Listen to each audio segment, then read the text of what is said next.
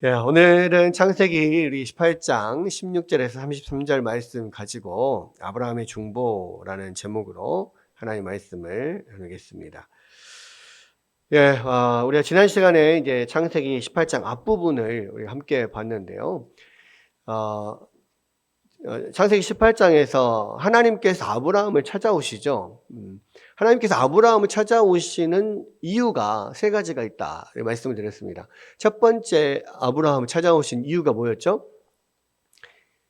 아브라함과 뭘 하기 위해서? 언약의 식사. 아브라함과 언약의 식사를 하기 위해서 오셨다 그랬죠.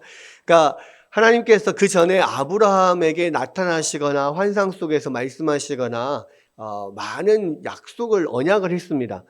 그 언약의 말씀에 대한 어떤 증거, 표징도 보여주셨죠. 여러 가지 하늘의 별과 또 땅의 모래와 이런 것들을 보여주면서 너희 자손이 이같이 많으리라 그렇게 시청각 교육으로도 보여주셨고, 또 할례라고 하는 그 몸에 남기는 증거로서 하나님이 그런 언약의 증표를 보여줬습니다.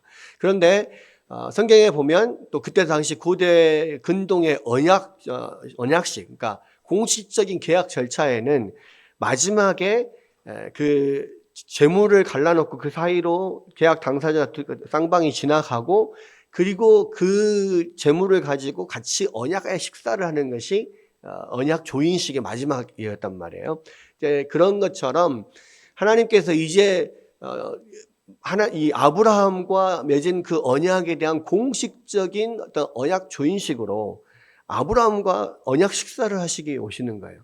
그래서 아브라함이 그 인간의 몸으로 나타나신 하나님과 그 천사들과 함께 식사를 합니다. 그게 이제 언약의 식사라고 하는 것이고, 단순히 그냥 나그네를 대접하는 게 아니라 하나님과 지금 언약의 식사를 지금 하고 있는 것이고요. 그런 면에서 볼 때 진짜로 하나님과 정말 이 식탁을 마주 앉아서 함께 언약의 식사를 했던 사람은 아브라함이 유일무이합니다.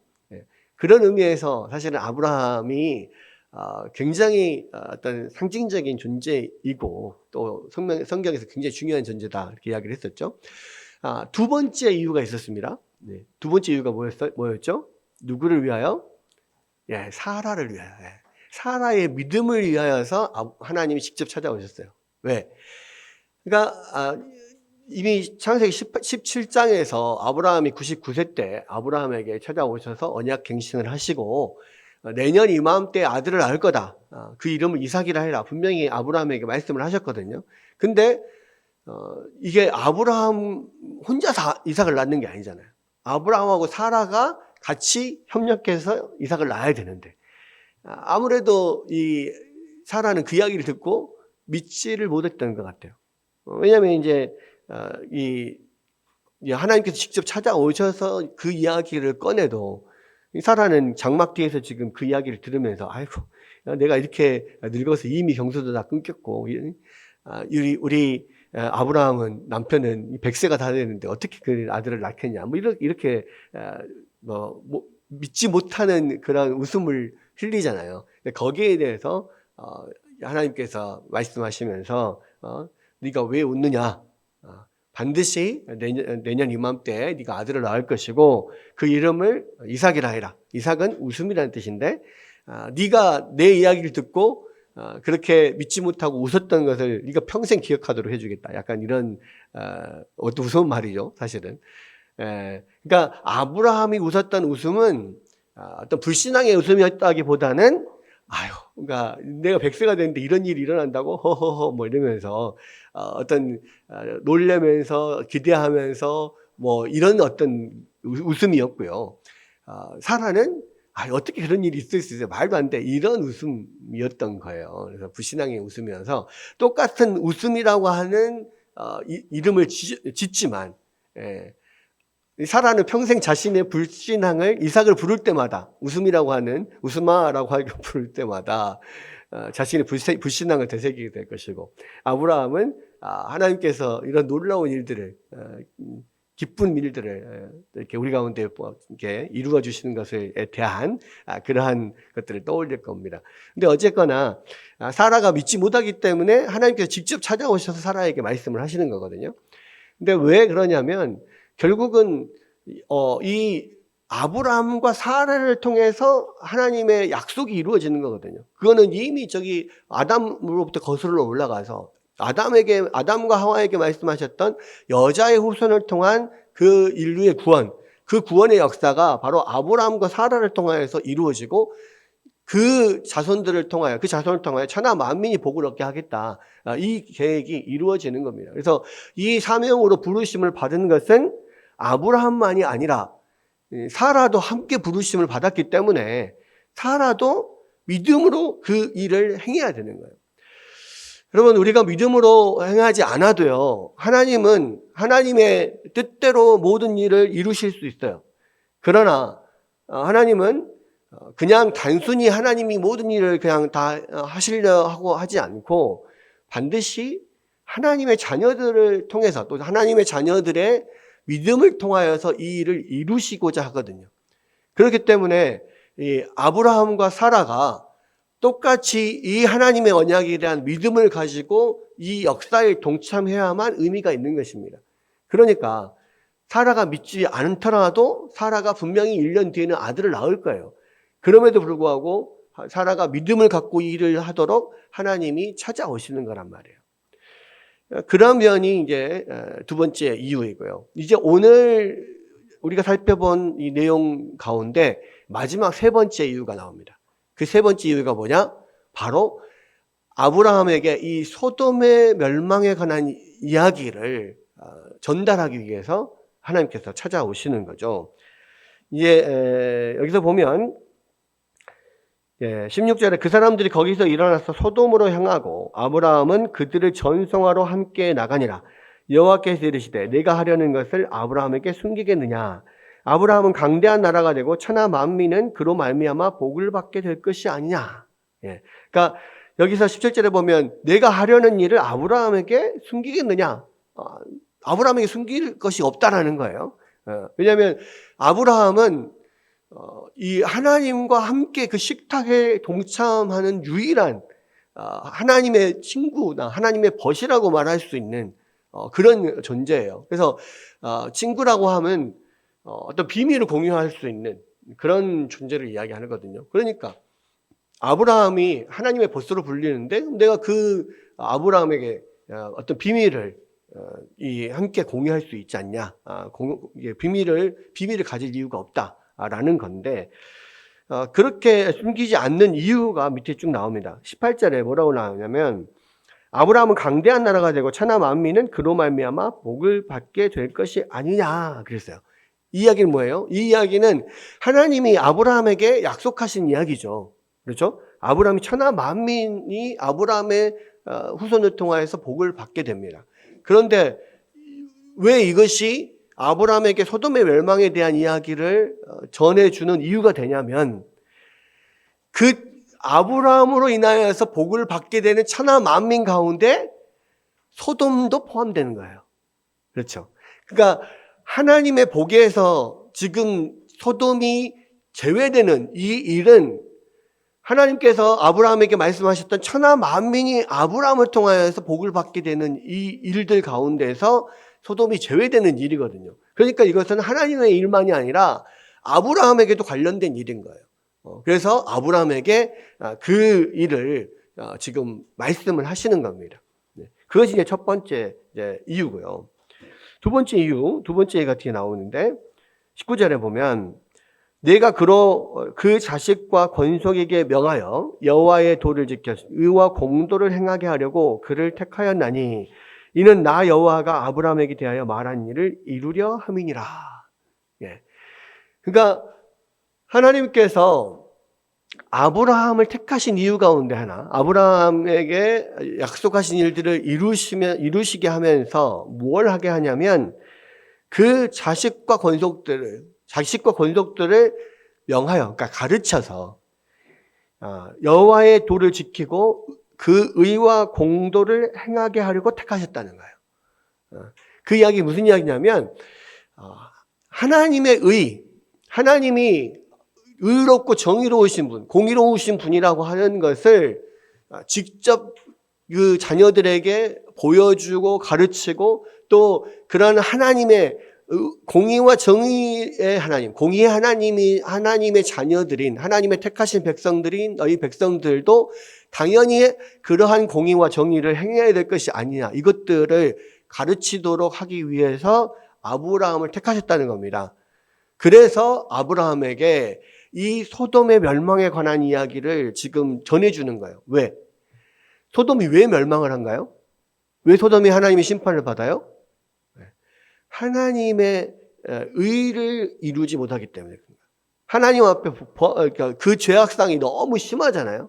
그러니까 하나님의 심판이라고 하는 것은 뭐냐면 하나님의 의로우심을 나타내는 거예요. 의로우신 하나님은 의로우시다. 하나님은 의로우시기 때문에 죄를 참아 보지 못하신다. 결단코 죄를 두고 보지 못하신다라고 하는 것을 보여주는 것이 심판입니다. 그러니까 소돔은 그 하나님의 공의와 정의를 행하지 않는 것 때문에 심판을 받게 되고, 그렇게 하나님의 공의를 행하지 못한 하나님의 자녀들이, 하나님의 백성들이 하나님의 공의를 행하지 못한다면 이런 심판을 받게 된다는 것을 직접 보여주는 거예요. 왜냐하면 지금 이제 아브라함과 그 자녀들이 있는 곳은 어디냐면 유대 산지잖아요. 그러니까 유대 산지에서 이 요단 동쪽을 바라보면 그 요단 들판이 다 보이고, 그때 아브라함과 롯이 같이 그 요단 들판을 봤잖아요. 거기에 소돔과 고모라가 이 에덴 동산처럼 풍요로운 것을 아브라함도 롯도 봤습니다. 그러죠? 그 이야기는 뭐예요? 소돔과 고모라가 유대 산지에서 멀리 보인다는 거예요. 근데 그 소돔과 고모라가 하나님의 심판을 받아서 폐허가 돼버리죠. 나 불로 심판을 받잖아요. 뒤에 19장에 보면. 그게 유대 산지에서는 다 보인다는 거예요.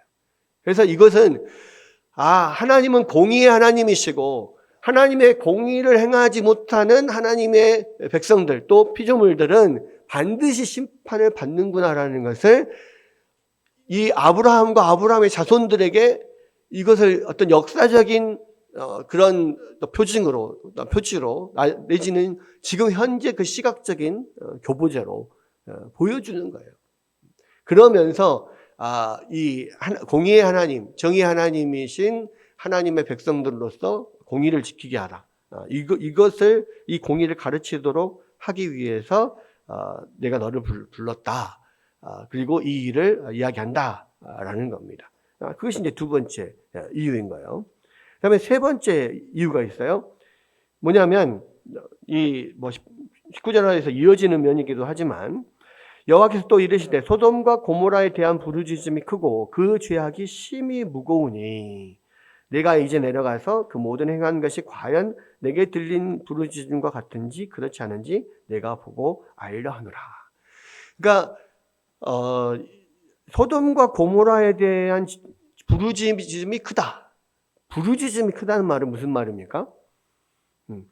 여기 보면 소돔과 고모라의 죄악이 심히 무겁다 그랬잖아요. 그 소돔과 고모라 안에서의 그런 엄청난 죄악들로 말미암아 그 죄로 인해 고통받는 많은 사람들의 부르짖음이 하나님께 크게 들렸다는 거예요. 그러니까 이 성경에 보면 항상 이런 하나님 앞에 부르짖는 신음소리가 들리면 하나님이 그들을 구하러 오시잖아요. 그러니까 예를 들어서 모세 시대에 이 애굽에서 400년 동안 노예 생활하면서 그 고통이 심해서 심히 큰 고통에 심히 부르짖었다 그래 있거든요. 그렇죠? 또 사사기에도 보면 이 사사 시대의 이 백성들이 물론 그들의 죄악으로 말미암아서 하나님이 이 민족들을 들어서 그들을 치게 만드셨고, 그 이 민족들의 압제가 너무 심하니까 또 백성들이 거기에 심히 고통에 부르짖으면 하나님이 또 구하러 오신 이 사사를 보내주잖아요. 그러니까 이 이야기는 소돔과 고모라의 죄악이 심히 컸고 거기에 대한 고통의 부르짖음이 컸기 때문에 하나님께서 그것을 직접 눈으로 확인하기 위해서 오셨다라는 겁니다. 물론 하나님은 이미 그 전에 사라에게도 그렇고 하갈에도 그렇고 우리의 마음 깊은 것까지 꿰뚫어 보시고 또 이 세상 어떤 곳에서도 하나님이 보지 못하는 것이 없는 그런 분이라는 걸 우리가 알아요. 그럼 굳이 그런 분이 소돔과 고모라의 죄악을 확인하러 이 땅에 내려오셨다. 꼭 내려와야만 확인이 됩니까? 그건 아니죠. 그런데 이것은 이제 신인 동형론적 표현 뭐 이렇게 이야기를 하는데 우리 인간들이 입장에서 이해하기 쉽도록 하나님이 그냥 그런 방식으로 설명을 해주시는 거다라는 건데 그 이야기는 지금 이 소돔과 고모라의 죄가 너무 커서 심히 무거워서 하나님이 거기에 대한 심판을 하지 않을 수 없었다라는 이야기를 하고 있는 거예요. 여러분, 하나님은 지금 오늘 읽은 이 본문에서 또 19장까지 나오는 그 모든 본문에서 하나님은 어떤 분이시냐? 계속해서 본인 스스로가 하나님께서 말씀하시기를 나는 의와 정의와 공의의 하나님이시다 이렇게 이야기합니다. 네. 여러분 정의와 공의는 좀 달라요. 왜냐하면 정의는 저스티스거든요. 정의는 공평의 의미가 있어요. 모든 사람들에게 똑같은 공평함을 이렇게 추구하는 거. 이게 정의입니다. 공의는 뭐냐면 righteousness인데 이것은 옳음이에요. 옳음. 그러니까 하나님 앞에서 하나님의 기준에서 옳다. 하나님의 뜻에 합당하다. 이런 것이 옳음, righteousness 뭐 이런 이야기고 사실 그래서 하나님의 뜻에 합당한 의 이것은 하나님의 언약을 믿고 그 안에서 살아가는 그런 면들도 포함이 돼 있는 거예요. 근데 분명한 것은 뭐냐면 하나님은 이 세상 천지 만물을 만드신 창조주잖아요. 그렇기 때문에 모든 하나님의 피조물들이 다 하나님의 것이고 하나님의 뜻을 따라야 되는 거예요. 모든 피조물들은 창조주의 뜻을 따라야 되잖아요. 근데 전에도 계속 말씀드리지만 창세기부터 계속해서 말씀드리고 있지만 창조주 하나님의 뜻을 거스르는 피조물은 인간밖에 없어요. 그죠?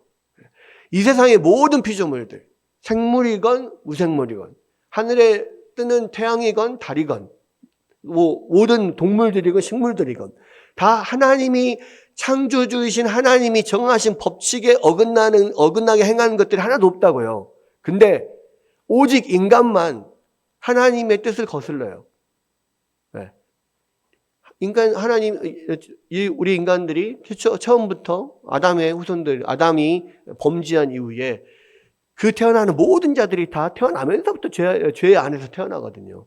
그것이 하나님의 뜻을 거슬러서 행하려고 하는 것들이 그것들이 우리 인간들이죠.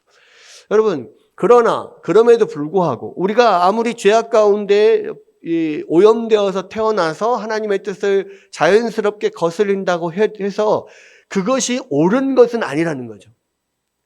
하나님의 뜻을 온전히 행하고 하나님의 정의와 공의를 행하는 것이 하나님의 뜻이란 말이에요. 그 안에서 우리가 살지 못하면 하나님은 공의의 하나님이시기 때문에 그러한 죄를 그대로 절대로 두고 보지 못하시는 거예요. 반드시 심판하셔야 되는 분이라는 거예요. 그것을 사실은 지금 이 소돔과 고모라의 심판을 통하여서 우리 가운데 보여주시는 겁니다. 결국 이 소돔과 고모라의 심판 또 그 전에 노아 시대 때 홍수로 인한 심판 이런 것들이 다 뭘 보여줍니까? 우리 하나님은 공의의 하나님이라는 것을 보여주는 거죠. 그리고 그 심판은 이제 예수 그리스도께서 다시 오실 그때에 이 세상 마지막에 이 마지막 결산을 할 그때가 온다. 그렇죠? 마지막 결산이라는 게 뭐예요? 하나님의 뜻대로 잘 살았는지 못 살았는지 이것을 예수께서 오셔서 마지막 결산을 하신단 말이에요. 그게 심판이에요. 마지막 결산하는 거. 여러분 그때가 오는데 이 소돔과 고모라의 심판은 바로 그때를 미리 보여주는 거예요. 그래서 이 베드로 사도는 베드로 서신서 중에서 이 마지막 때에 그때는 이 하늘의 모든 이 체질이 모든 불에 풀어지고 완전히 이 땅이 그냥 불로 심판을 받을 것이다. 그런 이야기들을 하잖아요. 여러분, 바로 하나님은 그런 공의의 하나님이시라는 것을 보여주기 위해서 소돔과 고모라를 심판하시고, 또 그러한 하나님이 어떤 하나님인지를 이 아브라함을 통하여서 그 모든 후손들에게 그것들을 알리고 가르치라고 이 아브라함이 찾아오셔서 말씀을 하시는 거다라는 거예요. 여러분, 우리가 생각할 때 소돔과 고모라의 죄악이 얼마나 큰지 자세히 모릅니다. 어떤 내용인지. 근데 분명한 것은 우리가 잘 아는 것 중에 하나는 뭐예요? 소돔과 고모라 안에 성적인 죄악이 엄청 많았어요. 그죠? 그것을 당장 이 19장으로 넘어가면 거기에서도 이 소돔과 고모라를 멸하러 간 천사들을 끌어다가 이게 강제로 그런 성범죄를 하려고 하고, 또 실제로 소돔과 고모라 안에서 엄청난 성적인 죄악들이 엄청 많았어요. 그래서 특히 동성애가 심했다 그랬죠. 그래서 이제 동성애는 사실 모든 어떤 사회의 죄가 가장 충만하여졌을 때, 죄가 가장 극심하게 이렇게 벌어졌을 때, 그때에 나오는 것이 그런 성적인, 그런 동성애적인 그런 것이거든요. 근데 이제 이게 동성애를 영어로 뭐라고 이야기를 하냐면 소도미라고 이야기해요. 소도미.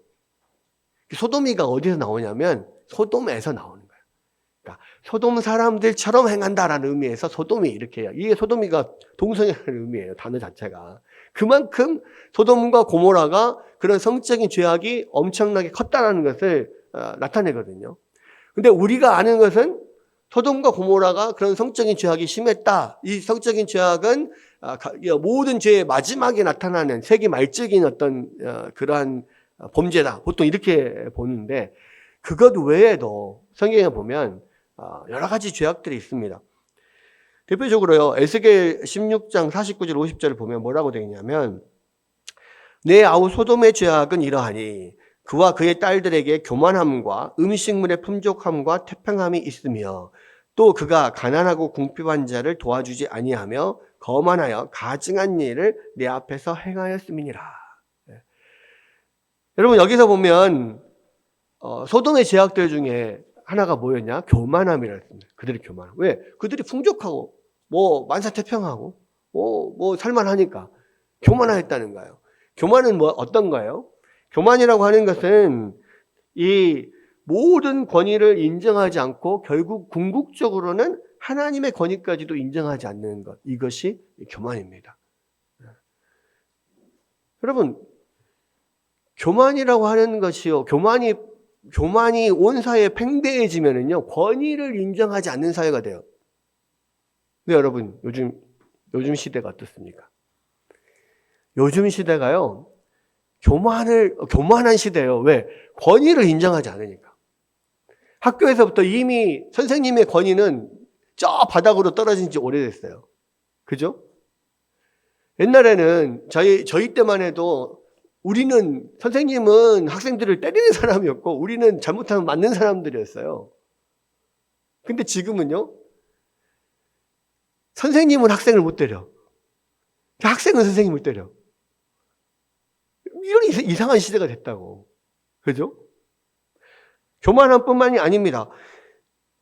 이 음식물이 풍족하고 태평하기 때문에 많은 풍족한 삶 가운데 있어요. 근데 그 풍족하게 살면서 가난하고 궁핍한 자를 도와주지 않아요. 무슨 이야기냐면, 자기는 배부르게 그냥 살면서 다른 사람들, 가난한 사람들은 신경도 쓰지 않는 거예요. 어떻게 사는지 전혀 이렇게 돌아볼 마음도 없고 생각도 없어요. 그냥 나만 잘 살면 돼. 굉장히 이기적이고 풍요의 어떤 풍요로움을만 추구하는, 돈을 추구하고 그것이 어떤 인간보다는 돈이 더 중요한 사회. 이런 사회가 소돔의 사회였단 말이에요. 근데 지금도 마찬가지예요. 여러분, 인간성보다 돈을 더 추구하는 그런 사회, 돈이면 최고인 사회, 그런 사회가 되어버렸어요. 옛날에는 직업을 구하는 데 있어서도요, 어떤 명예나 권력이나 어떤 이 세상에서 어떤 그 입신양명이라고 하잖아요. 내가 이 세상에서 이름을 날리고, 그래서 비록 돈을 적게 벌지라도 명예로운 어떤 직업을 이렇게 선호하고 그래요. 예를 들어서 저희 때만 해도 제가 어렸을 때 많은 사람들이 판사나 그런 검사 같은 법관이 되기를 바랬어요. 그거는 자기 자신이 아니라 사실은 부모의 그런 소원이었죠. 우리 아들, 딸들이 공부 열심히 해가지고 판사 되고 검사 되고 그러면 좋겠다. 그 높은 자리에 생각했거든요. 그죠? 그리고, 또 저 어렸을 때에, 얘들의 꿈이 뭐냐? 물어보면, 절반은 대통령이고 절반은 과학자였어요. 이번에, 이재명 대통령하고 여러 사회 각 분야의 사람들이 면담을 하는데, 그 중에서 이제 R&D, 연구 분야의 어떤, 예산을 좀 늘려달라 하면서, 아마 연세대 무슨 교수인가가 그 이야기를 했거든요. 그러면 그 이야기 하더라고요, 그분이. 대통령님, 제가 어렸을 때, 우리 모든 또래들의 꿈은 절반은 대통령이었고 절반은 과학자였습니다. 그런데 요즘 시대에 과학자를 꿈꾸는 사람이 누가 있습니까? 실제로 그랬거든요. 제가 그래서, 초등학교 때 한 5, 6학년 때 꿈이 과학자였어요. 근데 이제 고등학교 가면서 수학이 어려워지면서, 과학자는 안 되겠다.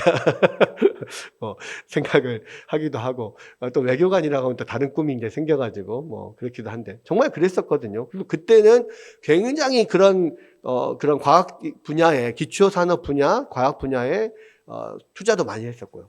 근데 지금은 지금 초등학생들 있는데 가끔 물어봐요. 제일 많은 게 뭐예요?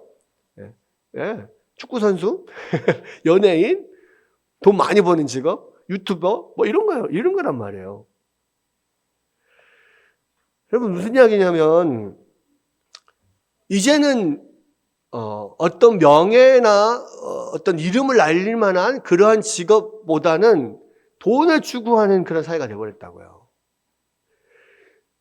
실제로, 법대 나오고 사법고시를 합격하거나 내지는 지금 법학 전문대학, 로스쿨을 나오거나 이렇게 해서 판사나 검사가 되려고 하는 사람도 물론 여전히 많이 있습니다만은, 그러나 더 많이 추구하는 건 뭐냐면 아주 좋은 로펌에 들어가서 변호사가 되는 거를 선호해요. 왜? 거기 가면 돈을 많이 버니까. 그리고 판사와 검사가 돼서 나중에 판사와 검사를 은퇴를 하면 그런 로펌으로 들어가서 좋은 대우를 받고 이렇게 많은 돈을 벌고 할 수가 있으니까 또 판사와 검사를 하려고 하는, 거쳐가는 어떤 단계로 그렇게 하려고 하는 사람들이 많아요. 그러니까 어떤 문제가 생기냐면 판사나 검사, 그러니까 어떤 법을 집행하는 공무원들이죠. 사법 독립이 이루어지지 않아요.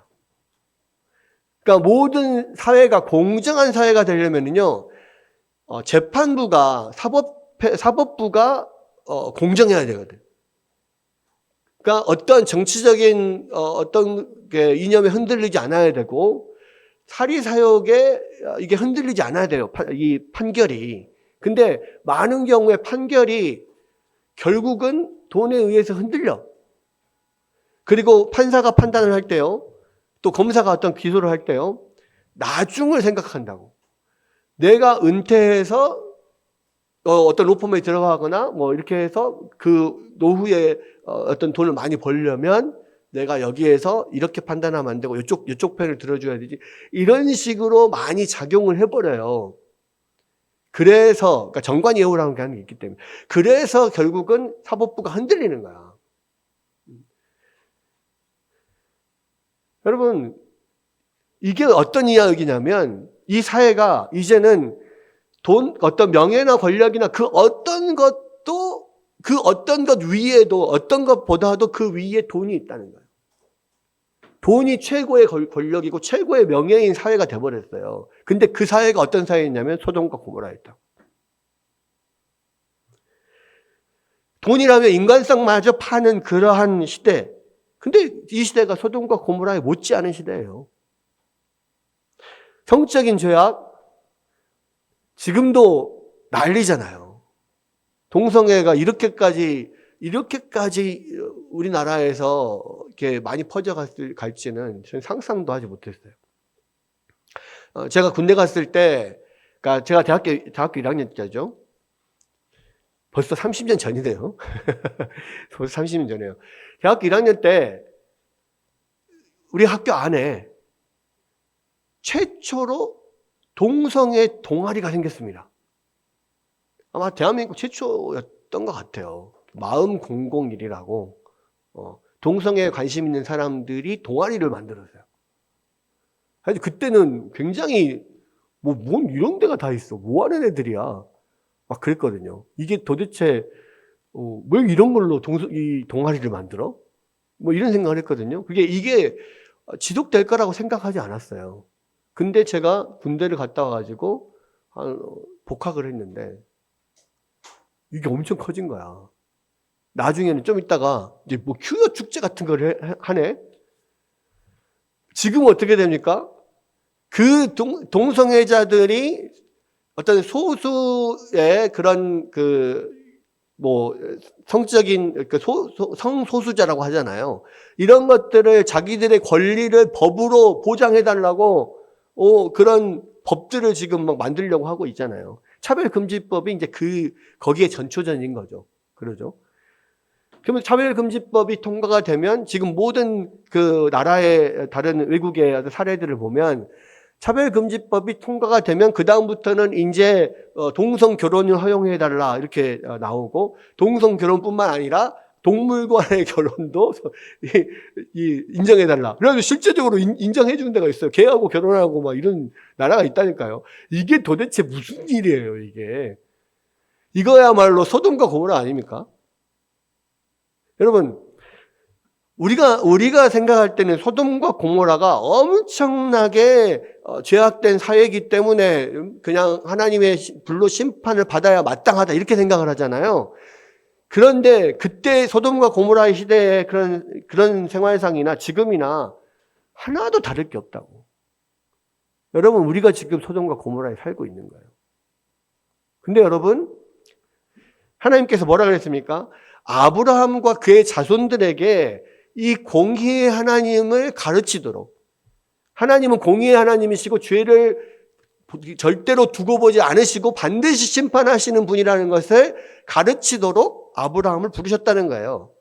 그러면 하나님의 백성들은 그 하나님의 말씀대로 우리 하나님은 공의의 하나님이시고 하나님의 백성들이 공의를 행하기를 원하신다는 것을 알고 이 땅에서 그렇게 살아야 되는 거예요. 하나님의 공의의 하나님을 전하고 그 공의의 하나님의 백성답게 이 땅을 살아가야 된다고 하는 거예요. 그게 쉬운 일은 아니죠. 그러나 이를 위하여 아브라함을 부르셨다. 하나님께서 지금 그렇게 이야기를 하고 있는 겁니다. 그래서 왜 우리가 세상에 나가서 하나님의 뜻을 행하고 공의를 행해야 되냐? 바로 하나님의 부르심 안에, 우리를 부르신 부르심 안에 이 부르심이 들어있기 때문에 그런 거예요. 여러분, 그 다음에 이제 아브라함이 그 이야기를 듣고요. 아브라함이 하나님 앞에 중보하는 내용이 나와요. 중보는 뭐냐면, 다른 사람들을 위해서 지금 하나님 앞에 기도하는 거잖아요. 그렇죠? 근데 이제 아브라함이 소돔과 고모라를 위해서 기도를 해요. 하나님 앞에 요청을 합니다. 근데 이제 여기서 보면, 하나님께서 그러한 공의로운 하나님이신데, 소돔과 고모라 안에, 소돔성 안에 그 많은 악인들이 있지만 그래도 그 안에 의인이 한 명이 없겠습니까? 그래도 의인이 한 50명 정도 있으면 의인과 악인을 함께 멸하는 것이 하나님의 공의에, 하나님의 정의에 어긋나는 거 아닙니까? 그러면 만약에 그 소돔과 고모라 안에 50명의 의인이 있다면 하나님 어떻게 하시겠습니까? 물어보니까 하나님이 그럼 그 50명을 인하여서 이 심판을 미루겠다. 그러니까 소돔과 고모라를 멸하지 않겠다. 이렇게 말씀을 하세요. 그래서 이제 50명부터 시작해서 45명, 40명, 막 계속 마지막 끝까지 이제 협상을 하죠. 딜을 막 해요. 마지막까지 가서는 10명까지 줄입니다. 그죠? 의인 10명이 있어도 내가 소돔과 고모라를 멸하지 않겠다. 이렇게 이야기합니다. 근데 여러분 생각해 보세요. 그냥 우리는 단순히, 아브라함이 롯을 구하려고 이렇게 의인을 이렇게 10명까지 줄인 거 아닌가 이렇게 생각을 하잖아요.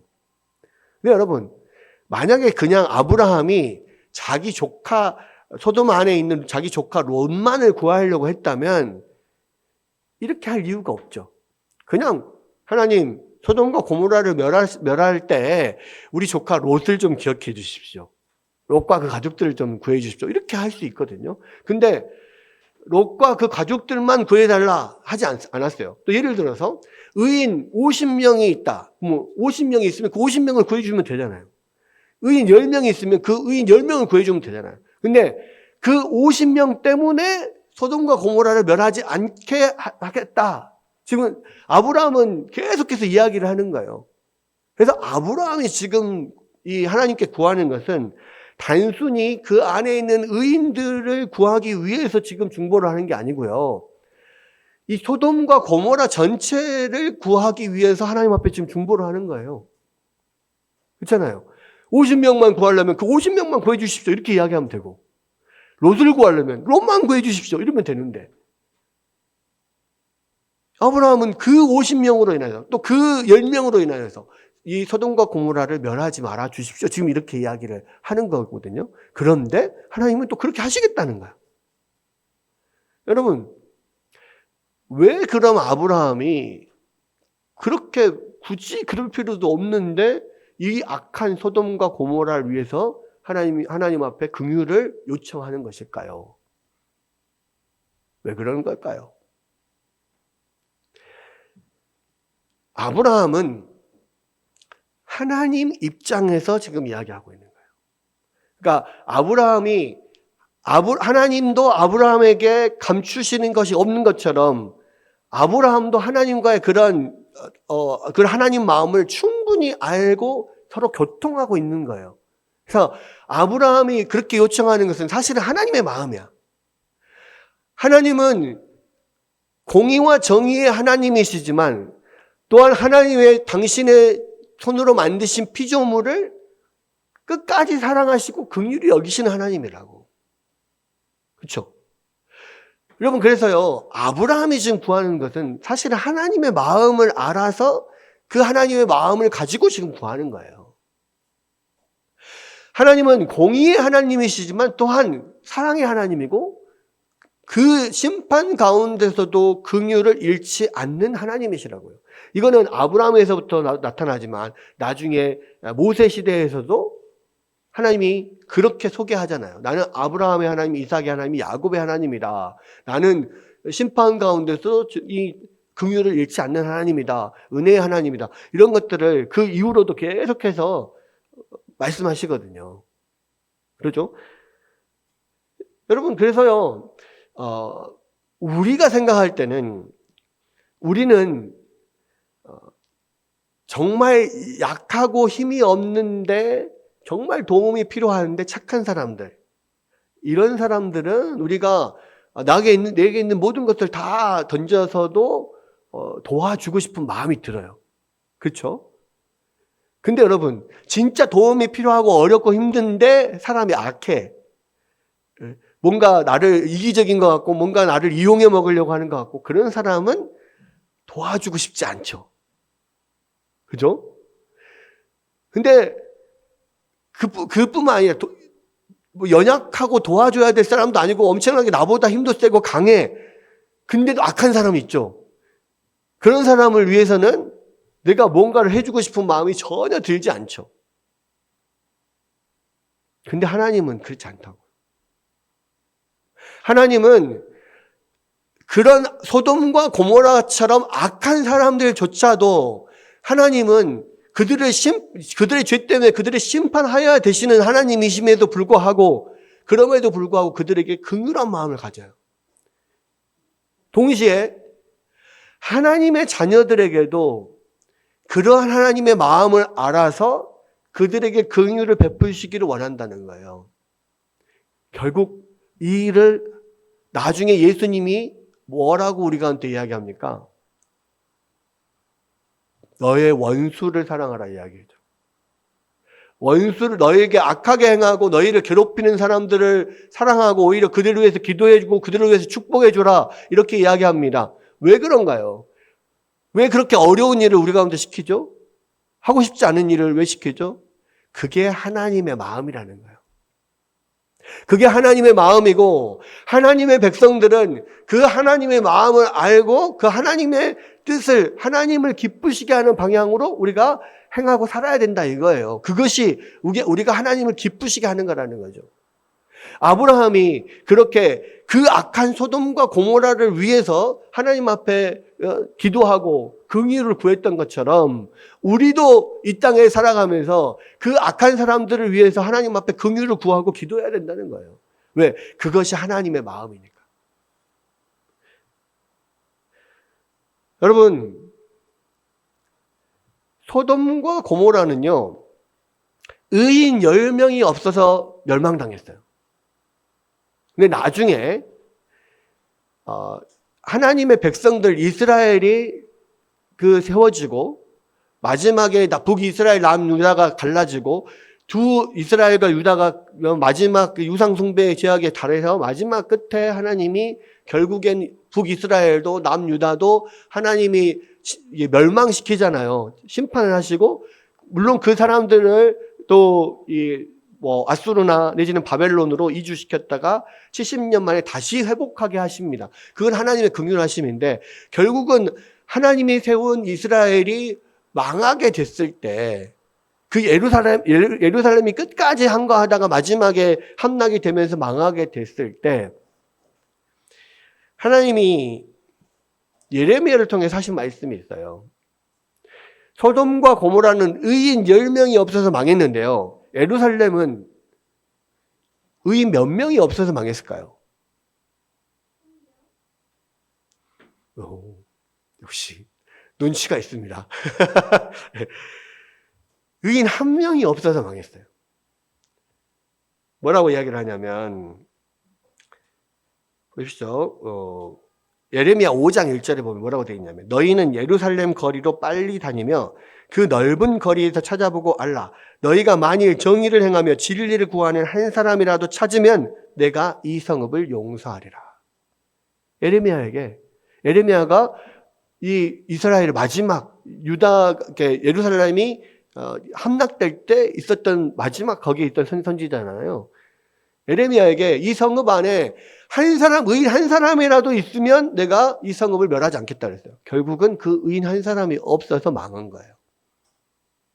근데 여러분, 이것은 뭘 뜻하냐면요, 로마서에서 말하는 것처럼 세상에 의인을 없나니 하나도 없다는 거예요. 하나님은 그 의인 한 사람만 있어도 그 의인으로 인하여 그 성읍 전체를 하나님이 보존하시는 분이에요. 그러한 긍휼하심을 가진 분이라. 근데 그 의인 한 명이 없어서 예루살렘이 망했어요. 근데 이 인류 가운데요, 단 한 사람도 죄인이 아닌 사람이 없어. 여러분, 그래서요, 하나님이 예수님을 우리의 인간의 몸을 입고 이 땅에 내려오게 하신 거예요. 왜?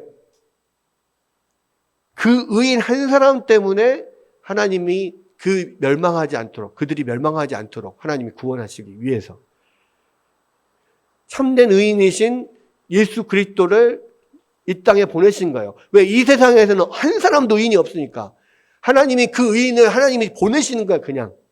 그리고 그 의인으로 인하여서 이 의인인 예수 그리스도를 믿고 의지하고 그 안에 순종하는 그 모든 사람, 그 말씀에 순종하는 모든 사람들을 하나님께서 그 의인 한 명 때문에 구원하시는 거예요.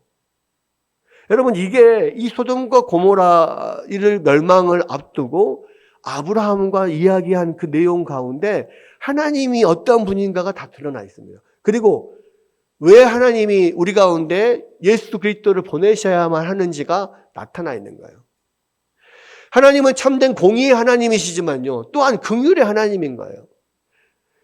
의인이 한 사람만 있어도 전체를 멸하지 않으실 분인데 의인이 한 사람도 없어. 그러면 그 한 사람의 의인을 하나님 편에서 보내셔서 우리를 구원하시는 그러한 하나님이시라고요. 여러분, 오늘도 그 보내신 의인 예수 그리스도를 믿고 의지하는 그 사람들에게 하나님의 자녀가 되는 권세를 주셨고 하나님의 자녀로서 이 땅을 살게 하셨어요.